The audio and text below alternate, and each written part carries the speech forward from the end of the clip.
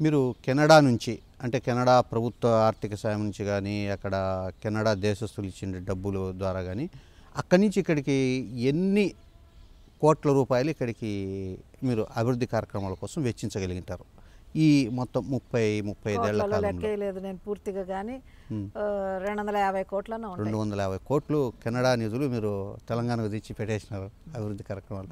Okay, ఇప్పుడు తెలంగాణలో దాదాపు 35-40 సంవత్సరాల నుంచి మీరు గ్రామాలను అభివృద్ధి చేయడం ఉమ్మడి ఆంధ్రప్రదేశ్ చేశారు. ఇప్పుడు తెలంగాణ విడిపోయింది, తెలంగాణలో నడుస్తూ ఉన్నాయి.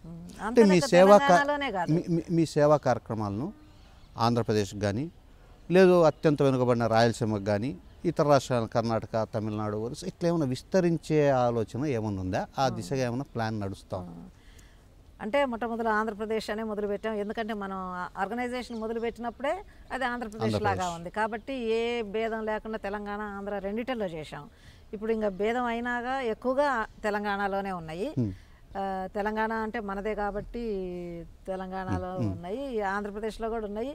ఇప్పుడు మహారాష్ట్రలో, కర్ణాటకలో, తమిళనాడులో, ఇంకెక్కడ ఒరిస్సా కాదు 5 రాష్ట్రాలలోనైతే నాకు బాగా తెలుసు.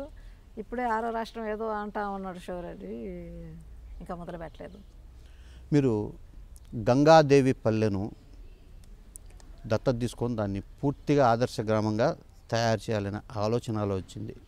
మీ సంస్థ చేసిన కార్యక్రమాల వల్ల గంగాదేవి పల్లెకు ప్రపంచ స్థాయిలో గుర్తింపు వచ్చింది. మోడీ గారు ప్రశంసలు వచ్చారు, కేసీఆర్ గారు ప్రశంసించారు. కేసీఆర్ గారు ఇక్కడి నుంచే ఒక ప్రతిష్టాత్మకమైన కార్యక్రమాన్ని కూడా ప్రారంభించారు. అసలు ఈ ఆలోచన ఎలా వచ్చింది మీకు? అక్కడ అభివృద్ధికి అనే పదానికి గంగాదేవి పల్లెలో ఏ రకమైన నిర్వచనం ఇస్తారు మీరు? ఓకే, యాక్చువల్గా ఆదర్శ గ్రామం అన్న పేరుతోటి ఏమీ మొదలు పెట్టలేదు. వాళ్ళకి లేదు, మాకు లేదు ఆ ఆలోచన, ఆ ఐడియానే లేదు. అంటే 25 ఏళ్ల కిందట వచ్చింది.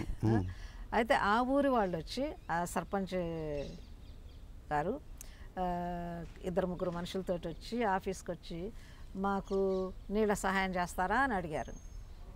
సో చేస్తామని, ఎందుకంటే మనకి కులం, మతం, రాజకీయాలు ఏమి లేవు కాబట్టి వాళ్ళకి నీళ్ళు అవసరం, నీళ్లు చేద్దామన్నట్టు కమిటీని ఏర్పాటు చేయాలా అని అన్నప్పుడు, అంటే వాళ్ళకి అంతకుముందు ఆ ఊర్లో ఏమీ కార్యక్రమాలు జరగలేదు, మనదే మొదటిది. అడిగారు కాబట్టి వెళ్ళి అక్కడ కమిటీని ఏర్పాటు చేసి ఊళ్ళో వాళ్ళతోటి మాట్లాడి ఉన్నప్పుడు ఆ కమిటీ చాలా బాధ్యత తీసుకొని చేయటం జరిగింది. అయితే వాళ్ళు ఎట్లా ఉన్నారు అని అంటే వాళ్ళకున్న అదృష్టం ఏంటి అని అంటే, అదే మనిషి కోసం రాజమౌళి గారు చాలాసార్లు ఏమంటే సర్పంచ్ లాగా ఎన్నికయ్యారు. సో వాళ్ళే ఉంటుండబట్టి అందులో అది ఒకటి. రెండోది ఏంటి అని అంటే వాళ్ళకి సేవ చేయాలన్న భావన ఉన్నది, అది ఒకటి. అందరిని కలుపుకోవాలన్నది కూడా వాళ్ళలో ఆ తత్వం ఉన్నది. సో ఇట్లా మంచి గుణాలు, మళ్ళీ ఊరికూరిక ఎన్నిక కావటం అనేది, వాళ్ళు కాకపోతే వాళ్ళ భార్య, ఏదో ఆడవాళ్ళే కావాలన్నప్పుడు వాళ్ళ భార్య. సో అట్లా ఉండేసరికల్లా ఆ పద్ధతి అనేది నడవటం జరిగింది. అదే మారుస్తూ వస్తే ఏ సర్పంచ్ సో అట్లా.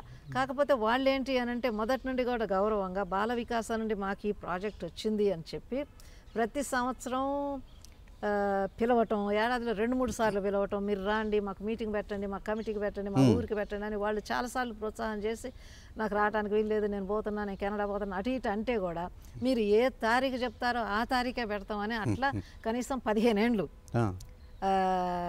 వరుసగా పిలుచుకోవటం చెప్తే అట్లా మీటింగ్లు పెట్టినప్పుడు మళ్ళీ మీరు కమిటీలో ఇట్లుండాలి అట్లుండాలని అట్లా చెప్పుడు, తర్వాత ఆడవాళ్ళని పెట్టాలనడు, మగవాళ్ళే ఉండటం బాగలేదనడు, అట్లా చేయటం. తర్వాత మళ్ళీ మహిళా ప్రోగ్రాం పెట్టినాం, అక్కడ రైతుల ప్రోగ్రాం పెట్టినాం, ఎడ్యుకేషన్ ప్రోగ్రాం పెట్టినాం, తర్వాత ట్రైనింగ్ల ప్రోగ్రాం పెట్టడం అనేది, ట్రైనింగ్ సెంటర్కి కూడా సహాయం చేయటం అనేది, వెబ్సైట్కి తయారు చేయటం, బుక్ తయారు చేయడానికి హెల్ప్ చేయటం, రకరకాల ప్రోగ్రాముల ద్వారా వాటర్ ప్లాంట్ కూడా పెట్టడం.